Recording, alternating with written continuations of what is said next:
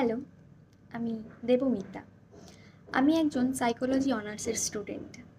আজকে আমি একটা টপিক নিয়ে ডিসকাস করতে চলেছি, সেটা হচ্ছে ইটিং ডিসঅর্ডার।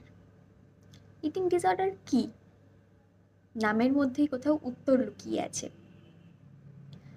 আমরা অনেকে দেখেছি আমাদের চারপাশে কেউ 4-5 বারের বেশি খাবার খাচ্ছে সারা দিনে। 10-15 মিনিট অন্তর অন্তর কারোর খিদে পেয়ে যাচ্ছে, সে খেতেই থাকছে। মন খারাপ, খেতে শুরু করছে, 10-15 মিনিট অন্তর অন্তর খাওয়া শুরু করছে। কিছু মানুষ খেতে পারছে না, তবুও সে সেটা ফিনিশ করবে। সেটার পর সে আবার বমি করে সেই খাবারটাকে বেরও করে দেয়। বা অনেকে আছে খেতেই চায় না, সমস্ত কিছু খাবারে ভালো লাগে না, এরকম একটা টেন্ডেন্সি থাকে। সো এই সমস্ত কিছুকেই আমরা ইটিং ডিসঅর্ডার বলতে পারি। ইটিং ডিসঅর্ডার একটি মানসিক রোগ, যা আমাদের শারীরিক এবং মানসিক স্বাস্থ্যকে ব্যাহত করে।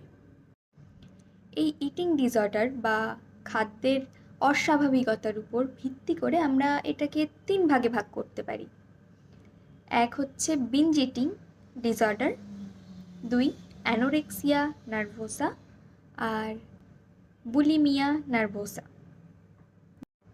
পরবর্তী পর্বে আরও জানতে আমাদের সাথেই থাকুন।